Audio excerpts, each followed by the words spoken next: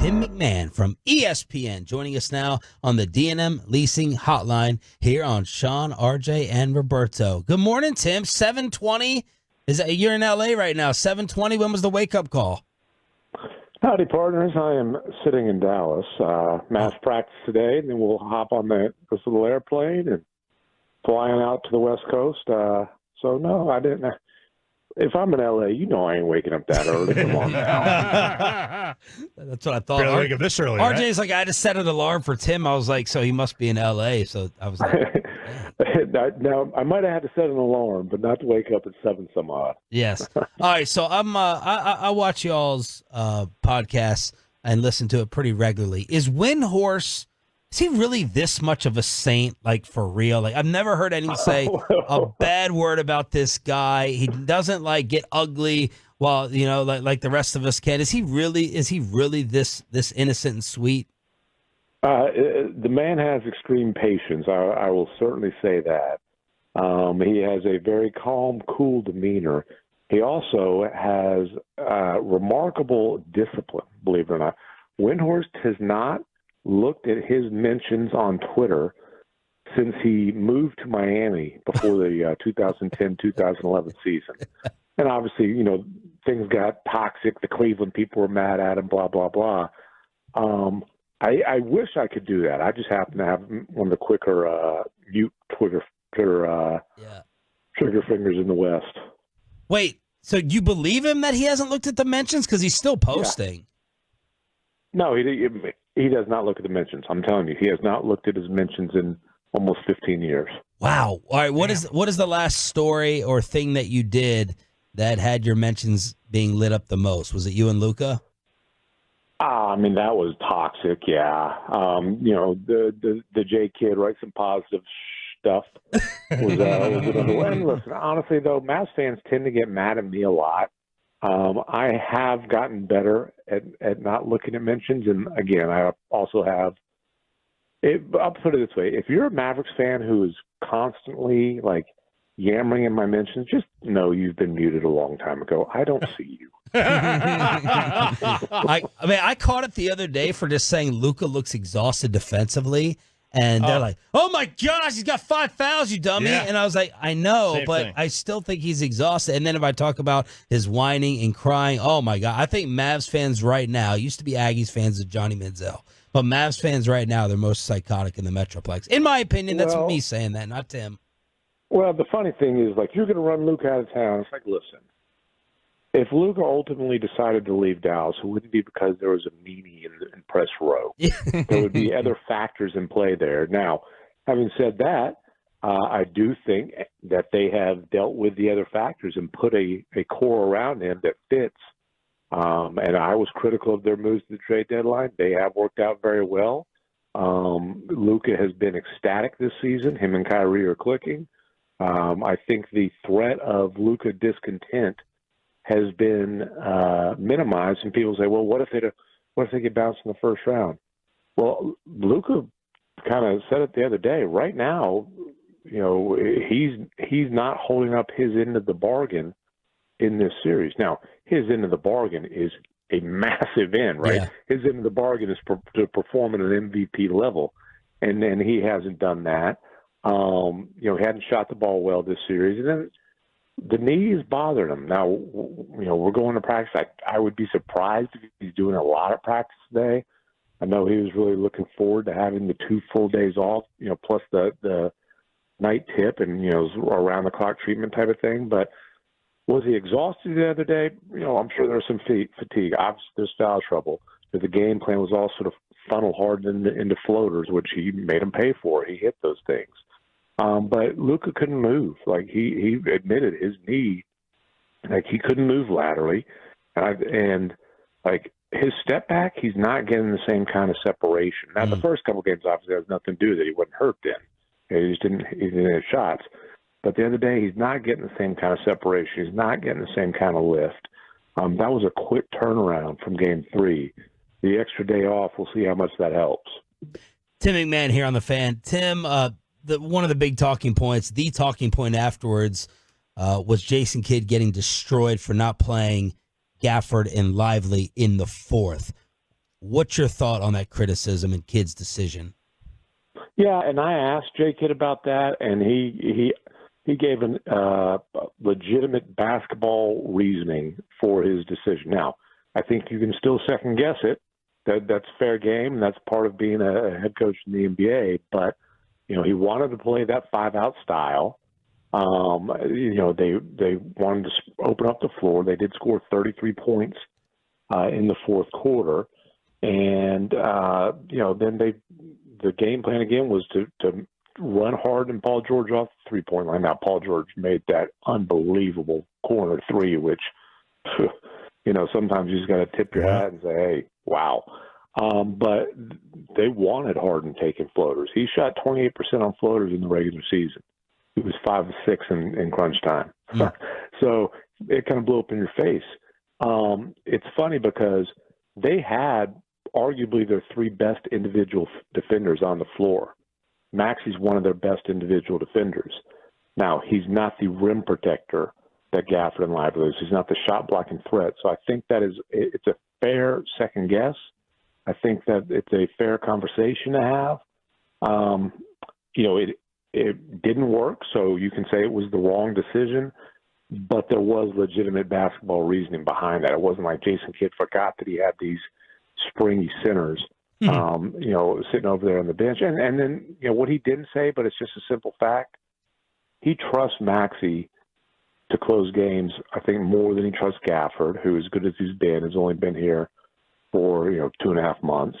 And he trusts him more than he trusts Derek Lively, which, again, as good as he's been, he's a rookie. He has closed out many playoff wins with Maxey playing the 5. Tim, I think a lot of Mavs fans would say, man, if I had Carlisle for a playoff series, he would run circles around Kidd. How do you and the rest of the league, how would you answer that or pick between the two in terms of coaching adjustments, timeouts, moves, all the things under the coaching umbrella between Jason and Rick? And if you had Carlisle still here in Dallas, I don't think Luka would be here much longer, and the Kyrie thing certainly wouldn't have worked. I will just say I think Rick is one of the best in the NBA at the adjustments. Now, is he perfect? I don't know. I remember Game 7 against the Clippers when Trey Burke was getting minutes over Jalen Brunson. That seems to be a pretty insane decision to me, but maybe I don't know what I'm talking about. But Rick is one of the best in the league at decisions or at the mid-series adjustments. Jay Kidd's track record ain't bad. I mean, I would say when they were down 0-2 against the Phoenix Suns and managed to come back and win that series, Jason Kidd did a little bit more than just put his hands in his pockets during that series. I think it's easy to blame a coach. I also think Jay Kidd has done a pretty damn good job here this year. Nobody did a good job last year. But I think 2 out of 3 years, Jay Kidd has done a pretty good job. I also think the most important part of coaching in the NBA is relationships with your stars, and he is elite in that regard. The fact that Luka and Kyrie are working so well together, yes, it's because they've developed the bond and the chemistry. Jay Kidd is part of that fabric, though, and I don't think that it's a coincidence that Kyrie is the happiest that he's been maybe in his entire career. I think playing for Jay Kidd is a part of that. All right, so you bring that up. That's where I was going to go, because Kyrie, I think if you asked a lot of people around the league when he came here, it'd be like, all right, like how long is this going to last for? He does something very Kyrie-ish. And Kidd obviously plays it. I wonder, is the media here just less intrusive than it is in other places, and that bothered him, and now he feels comfortable? I mean, listen, are we going to really act like the media in Brooklyn was that tough? Don't give me the New York media. The New York media does not give a crap about the Brooklyn Nets. But all the national people are there, right? They could just take a drive over if he says something. Okay, stupid, sure. Right? I mean, Cleveland, come on. Listen, I think, and Kyrie's talked about this. He's grown. He's matured. He's realized there were times when he was just so stubborn and he kept doubling down and, refused to kind of understand which stands were worth taking and which things were worth letting go. And the biggest thing that happened in Brooklyn is he felt disrespected by the front office and ownership. And look, I can give you their side of things and tell you how they felt disrespected by Kyrie, but point is that those relationships were bad. They were toxic. And he came here. He's known Nico Harrison since he was, playing grassroots AAU ball as a teenager, right? Because Nico's job was to identify the best players coming up. That was part of his job. Mm-hmm. He grew up loving Jay Kidd. Grew up in New Jersey when Jay Kidd was taking the Nets to finals. They had a relationship for a long, long time. Like he went to Jay Kidd's Hall of Fame induction. So those relationships have been a huge help. I do think, the whole athletes immature thing I think is overdone. But in this case, all I can judge Kyrie on is what I have seen and what I've heard since he's been in Dallas. And there have been zero issues. Even last year, they didn't win games. They traded for Kyrie, the team fell apart. It was not cause and effect. There were zero issues with him. He's been great in the locker room. Everybody in that organization has really enjoyed having him around. And I would say he is the biggest leader on that team. Different players, different personalities, but in a lot of ways, he's that same kind of calm balance to Luka that Jalen Brunson was during their run to the Western Conference Finals. If you watch Kyrie on the court, he doesn't, there's not a lot of, I'm not saying there's not passion, but he doesn't run hot like Luka. He does play. Like the other day, he actually got on the ref. I'm like, that's pretty rare. He must have really gotten fouled. He does have the same kind of calming effect that Brunson did, which I think is critical to have to balance Luka, because we all know Luka is going to be emotional for better and sometimes for worse. You need, I think, his co-star to be a kind of soothing presence. Tim, does the Luka temperament matter besides to the referees and his tech totals? Does it matter, or is this an overblown thing to me and some others? I think there are certainly times that it does matter. The times that it matters is when he's more worried about the referees than he is, the 3 refs and 5 players on the other team. The times that it matters is when he's arguing with referees instead of running back on defense, or he's so flustered that he loses focus. And we haven't seen that. I'll be honest with you, I'd have to think about the last time we've seen it. It might have been a little while. The other thing, I think Luka's anger with refs is reflected by his general mood.